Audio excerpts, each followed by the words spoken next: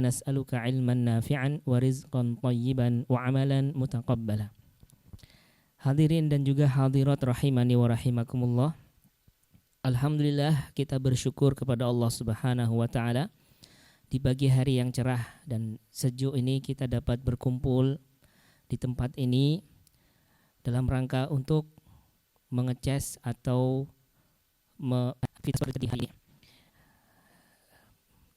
Nabi Shallallahu Alaihi Wasallam setiap pagi hari beliau selalu rutin mengucapkan sebuah doa yang berbunyi Allahumma inni as'aluka ilman nafi'an wa rizqan thayyiban wa amalan mutaqabbala.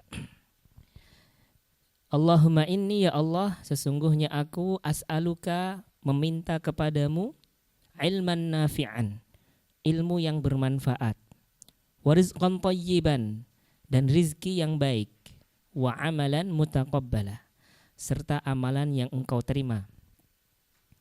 Para ulama menyimpulkan sebuah hikmah dari doa yang selalu rutin dibaca oleh Nabi SAW setiap pagi hari ini, bahwa doa ini memberikan pelajaran kepada setiap muslim. Seharusnya, sepatutnya seorang muslim itu ketika mengawali harinya, maka dia berusaha untuk menggapai 3 target ini atau 3 tujuan ini. Yang pertama adalah ilmu bermanfaat, ya.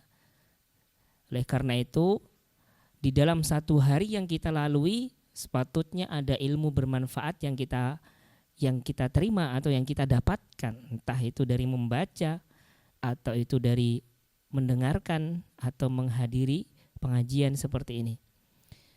Kemudian cita-cita yang kedua atau target yang kedua yang harus dicapai setiap muslim di setiap harinya adalah rizqan thayyiba, rizki yang baik, ya. Jadi seorang muslim selain dia berjuang, bersemangat mencari ilmu yang bermanfaat, yang dimaksud ilmu bermanfaat ini adalah yang pertama adalah ilmu akhirat. Kemudian baru yang kedua ilmu yang berkaitan dengan dunia. Di samping dia mencari ilmu, dia juga harus mencari nafkah, mencari rezeki, ya. Itu menjadi target dia di hari tersebut, dan inilah yang menjadi targetnya Nabi pada hari itu, mencari rezeki yang baik. Kemudian wa amalan mutaqabbala, dan amalan yang diterima. Maka ilmu, amal, dan juga mencari nafkah. Nah, inilah yang menjadi penyemangat, ini harus menjadi motivasi, target setiap harian seorang muslim. Para hadirin dan hadirat rahimani wa rahimakumullah. Berkaitan tema yang telah ditentukan pada bahasan pagi hari ini, yaitu tentang bersemangat bekerja, bahwa di dalam semangat bekerja, di dalam pekerjaan kita itu sebenarnya mengandung pahala. Walaupun pekerjaan itu adalah pekerjaan dunia, ada yang menjadi perawat, ada yang menjadi pedagang, ya, ada yang menjual jasa, ya, ada yang ojek online. Itu adalah pekerjaan-pekerjaan berkaitan dengan dunia. Namun jangan difahami bahwasanya pekerjaan seperti itu, ya, dibenci oleh Allah. Pekerjaan seperti itu tidak bernilai pahala, karena mentang-mentang itu adalah dunia, lalu kemudian kita pandang rendah, hina, atau berdosa. Ya, ketahuilah bahwasanya dalam pekerjaan seperti itu sebenarnya mengandung pahala yang besar. Di dalam Al-Quran, para jamaah sekalian, Allah Subhanahu wa ta'ala menyebut harta itu dengan istilah al-khair. Al-khair itu kalau kita cari di kamus-kamus berbahasa Arab atau kamus Arab Indonesia, ya, bisa dicek yang punya HP yang di situ ada kamus Arab Indo. Khair itu artinya kebaikan. Di dalam Al-Quran Allah menyebut harta itu dengan istilah khair sedikitnya pada 2 ayat. Yang pertama dalam surat Al-Adiyat ayat 8 Allah mengatakan wa innahu lihubbil khairi lasyadid. Sesungguhnya manusia itu mencintai al-khair terlalu berlebih. Al-khair yang artinya kebaikan ini maksudnya yang dimaksud Allah itu adalah al-mal. Ya. Maksudnya adalah harta. Kemudian yang kedua disebutkan di dalam surat Al-Baqarah ayat 180. Allah mengatakan kutiba alaikum idza hadara ahadakumul mautu in taraka khairanil wasiyah lil walidaini wal aqrabina bil ma'ruf haqqan 'alal muttaqin. Diwajibkan atas kalian jika apabila maut itu hendak menjemput seseorang di antara kalian, jika dia meninggalkan al-khair yaitu harta, hendaklah dia berwasiat kepada kedua orang tua, karib kerabat dengan cara yang baik, sebagai kewajiban bagi orang-orang yang bertakwa. Di sini juga Allah sebut harta itu dengan khair, artinya kebaikan. Kenapa harta itu disebut al-khair? Jawabannya adalah karena sejatinya pada harta itu mengandung banyak kebaikan. Dan untuk mendapatkan harta ya bekerja keras. Tidak ada orang-orang yang sukses di dunia ini ya dia menjadi pengusaha yang sukses ataupun menjadi dokter yang sukses ataupun menjadi perawat yang sukses. Ya, dia unggul dalam dunia ini kecuali karena kerja kerasnya. Kalau tidak percaya silahkan lakukan studi banding kepada mereka-mereka. Mereka itu sukses karena kerja keras mereka, keuletan mereka, karena sikap amanah mereka gitu. Jadi setelah berjuang. Nah, untuk mendapatkan harta itu kan harus bekerja keras. Harus berjuang, harus ulet ya. Harus disiplin. Ya. Disiplinnya kita, kerja keras kita untuk mendapatkan harta ya. Kalau kita memahami filosofi harta yang ajarkan Al-Quran, maka bisa berpahala. Al-Quran mengajarkan kepada kita, menanamkan filosofi kepada kaum muslimin bahwa harta itu khair, harta itu kebaikan.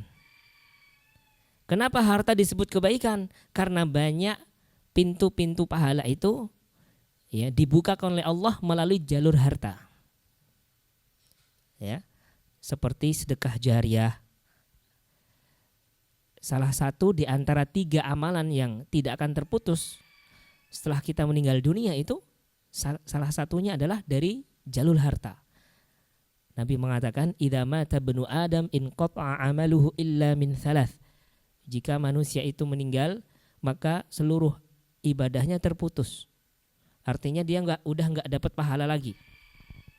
Kecuali 3 macam pahala.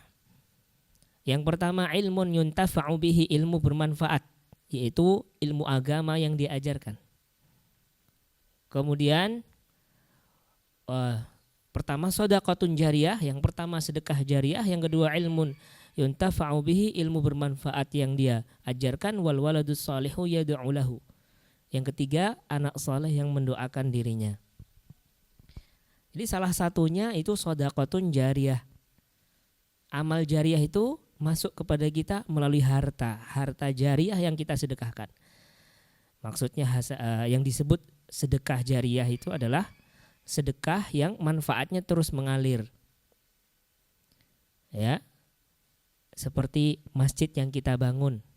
Selama masjid itu dimanfaatkan untuk beribadah, seperti sholat, kajian, ya kan, baksos dan yang lainnya, maka kita mendapatkan pahalanya baik ketika kita masih hidup ataupun mati. Ya.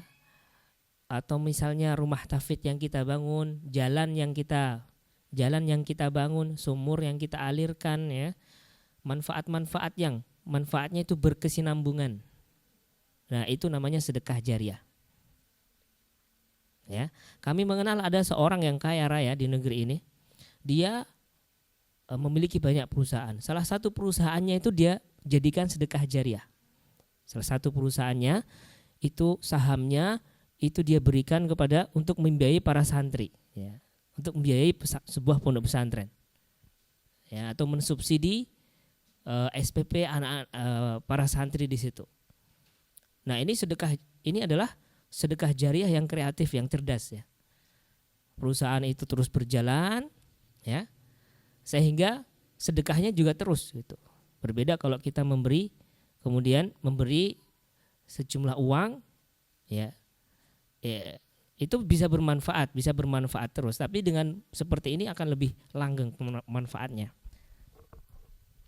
Nah, ini kemudian juga para jamaah rahimani wa rahimakumullah, dengan harta juga kita bisa dapat doa dari malaikat. Ini salah satu, ini contoh pintu pahala, ya, pintu kebaikan yang Allah buka melalui harta. Gara-gara harta yang diinfakkan oleh seseorang, dia mendapatkan doa dari malaikat. Dan malaikat itu kalau sudah berdoa tentu pasti diijabai oleh Allah. Karena malaikat itu nggak pernah berbuat dosa. Makhluk yang bersih. Ya. Penyebab doa itu terhalang, ya, penyebab terbesarnya adalah karena dosa kita. Gitu. Jadi kalau kita berdoa kepada Allah kemudian kita belum mendapatkan pengabulan doa, nah itu menjadi bahan introspeksi. Barangkali dosaku terlalu banyak, barangkali ada dosa yang saya lakukan dan saya belum bertaubat. Nah, malaikat itu setiap pagi mendoakan orang yang bersedekah ataupun orang yang menginfakkan hartanya, ya. Nabi mengatakan, "Ma min yaumin yusbihul ibadu fihi illa malakani yanzilani."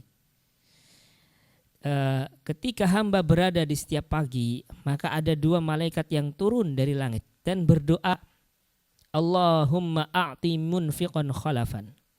Ya Allah, berikanlah ganti kepada orang yang gemar berinfak, gemar bersedekah. Entah sedekah wajib berupa nafkah kepada keluarganya, atau sedekah yang sunnah yang diberikan kepada fakir miskin. Ya. Kemudian wa yaqul akhar, malaikat yang lain mengatakan, Allahumma a'ti mumsikan talafan. Ya Allah, berikanlah kebangkrutan, kerugian bagi orang yang enggan bersedekah. Berikanlah paceklik seret rezekinya orang yang pelit untuk bersedekah. Jadi kalau kita mau mendapatkan keberkahan pada harta kita, nah itu kita dengan gemar bersedekah di pagi hari terutama.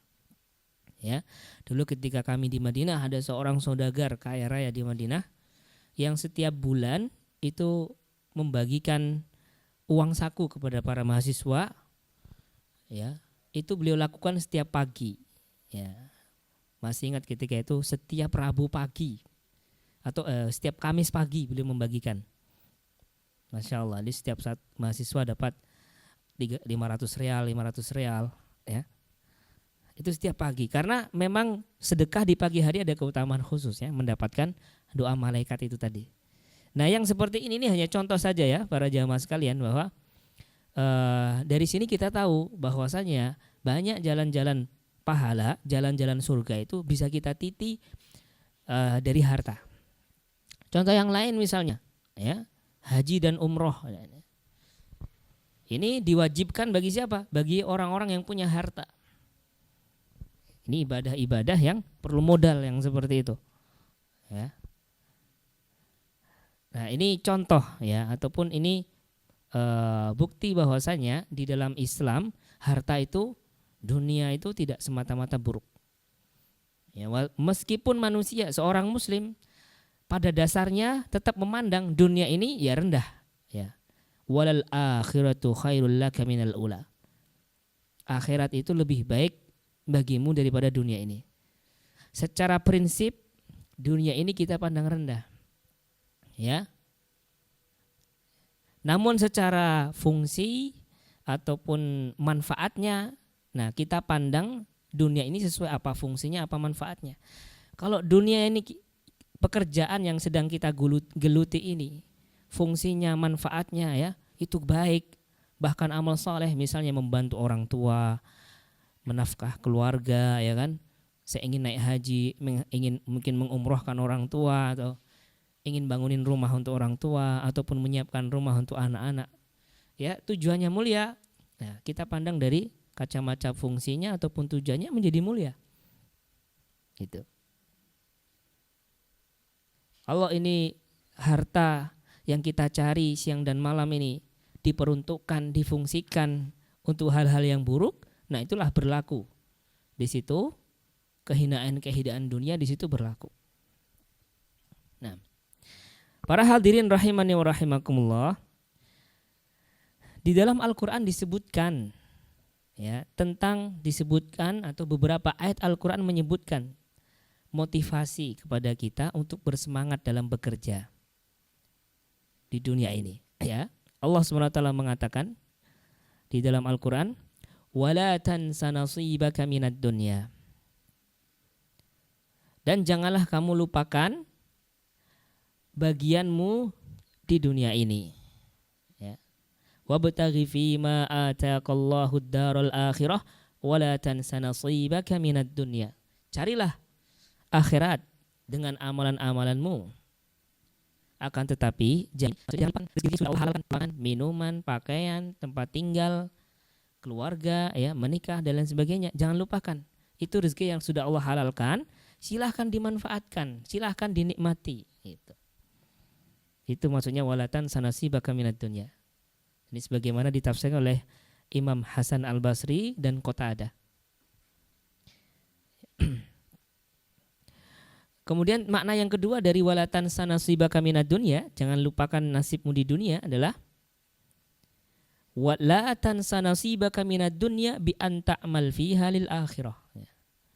Jangan engkau lupakan nasibmu di dunia ini, maksudnya jangan lupakan duniamu ini untuk beramal mencari akhirat.